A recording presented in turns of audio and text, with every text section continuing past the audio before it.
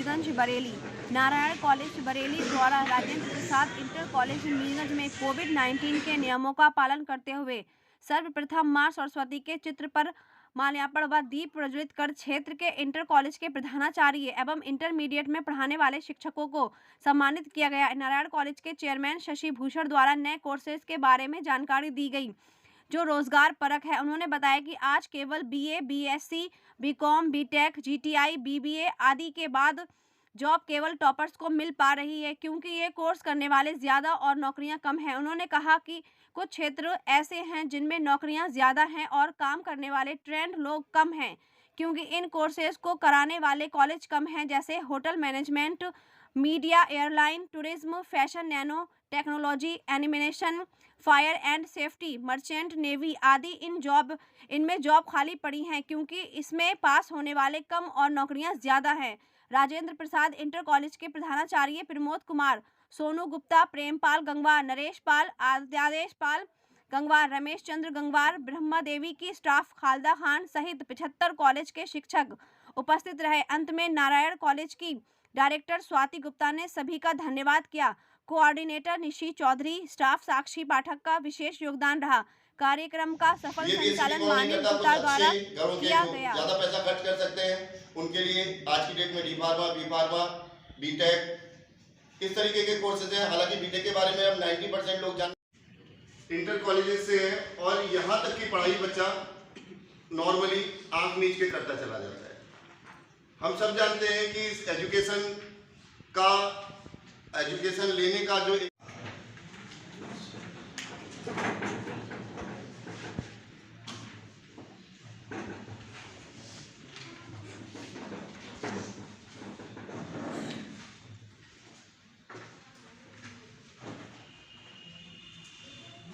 जैसा कि हम सारे लोग यहाँ जानते हैं कि शिक्षक सम्मान समारोह के उपलक्ष्य में आपके सामने कुछ चीज़ें रखना चाहता हूँ।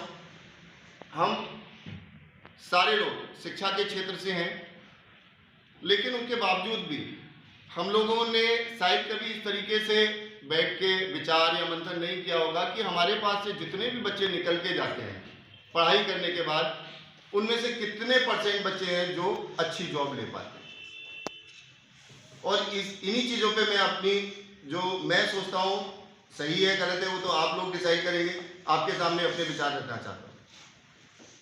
नॉर्मली इंटर करने के बाद स्टूडेंट के पास जो चॉइस है आज की डेट में, जो सारे बच्चे जानते हैं या गार्जियन जानते हैं, उनके बारे में मैं आपको गिनाना चाहता हूँ। उसमें नॉर्मली बच्चा BA, BSc, BCom, BBA, BCA, BTech, GTI, MBBS के साथ डी फार्मा, बी फार्मा और इसके अलावा सीए, सीएस, ये सारे ऐसे सेक्टर हैं जिनके बारे में बच्चा जानता है, गार्जियन जानते हैं और सारे के सारे स्टूडेंट इन्हीं कोर्सेज में एडमिशन लेने चले जाते हैं।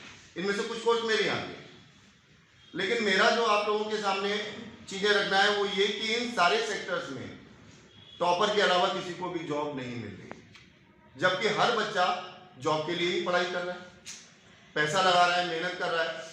लेकिन इन सारे सेक्टर्स में अगर आप देखें तो नॉर्मली 2, 4, 6% बच्चों को ही जॉब मिल पाए। जैसे मैक्सिमम बच्चा इंटर करने के बाद बीए, बीएससी, बीकॉम करने चला जाता है। क्या बीए, बीएससी, बीकॉम के बाद किसी को जॉब मिलती है? नहीं। वो बीए, बीएससी, बीकॉम करने इसलिए चला जाता है, चलिए ग्रेजुएशन कर लेते हैं, 3 साल लगाते हैं, उसके बाद हम कंपटीशन की तैयारी करेंगे, वहाँ जॉब ले जाएंगे, बीएड करेंगे, बीटीसी करेंगे तो कहीं शिक्षा के क्षेत्र में जॉब ले जाएंगे, आगे चल के एमबीए करेंगे तो मैनेजमेंट के सेक्टर में, एमसीए करेंगे तो कंप्यूटर के सेक्टर में, ऐसे सोच के वो ग्रेजुएशन करने चला जाता है, 3 साल वहाँ लगाता है। उसके बाद फिर वो चाहे एमबीए करे, चाहे एमसीए करे या बीएड करे या कंपटीशन की तैयारी, हर जगह उसको इतना बड़ा कंपटीशन मिल रहा है कि सबको जॉब पाना असंभव है।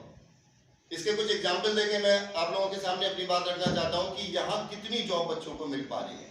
सबसे पहले मैं बात करूँगा कंपटीशन की, क्योंकि मैंने देखा है कि बच्चों को जैसे ही वो ग्रेजुएशन पास करते हैं और फर्स्ट डिवीजन आती है, आजकल सभी की आती है, गार्जियन खुश हो जाते हैं क्योंकि उनके समय में फर्स्ट डिवीजन इक्का दुक्का लोगों की आया करती थी।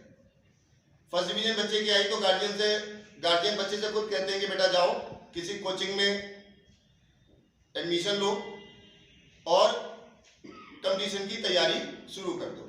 तुम पढ़ाई में बहुत अच्छे हो, तुम्हारी फर्स्ट डिवीजन आई है, बच्चा तैयारी करने चला जाता है। 1 साल 2 साल 3 साल नहीं, मैंने देखा है 6-6 सालों से बच्चा तैयारी कर रहा है और उसका कहीं नंबर नहीं आ रहा।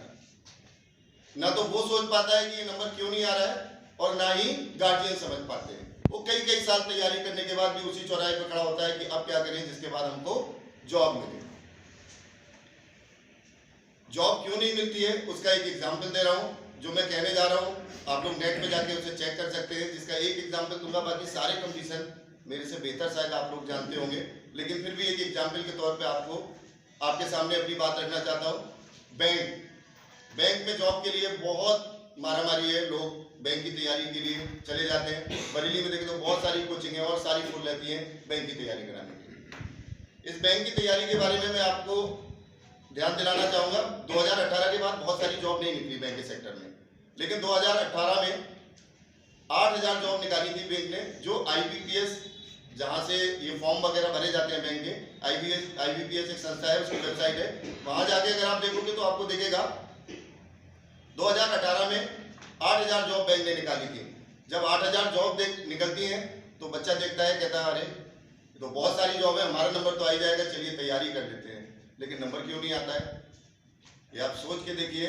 उस नेट पे जाके देखिए, 8000 जॉब जरूर थी, लेकिन इन 8000 जॉब के लिए पूरे हिंदुस्तान में 40 लाख लोगों ने एग्जाम दिया था। अब सोच के देखिए, इन 40 लाख लोगों में से कौन से 8000 सेलेक्ट होंगे? जो सुपर टॉपर होंगे वही जॉब ले जाते हैं। और आज की डेट में टॉपर का मतलब 90% से नीचे तो होता नहीं, तो 60% से लेके और 80-85% वाले कहाँ जाए, उनको जॉब नहीं मिलती। और ये बच्चे कई साल तैयारी करते हैं, उसके बाद भी उनको जॉब नहीं मिलती। उसका सिंपल सा रीजन है, हर साल टॉपर नए निकल के आते हैं और वही जॉब ले जाते हैं। और कितने टॉपर नए निकलते हैं इसका भी एक आंकड़ा मैं आपके सामने रखना चाहता हूँ। आप नेट पे जाके देखिए, बिल्कुल एज इट इज मिलेगा। हमारे इस हिंदुस्तान में 1.5 लाख से ज्यादा इंटर कॉलेज हैं।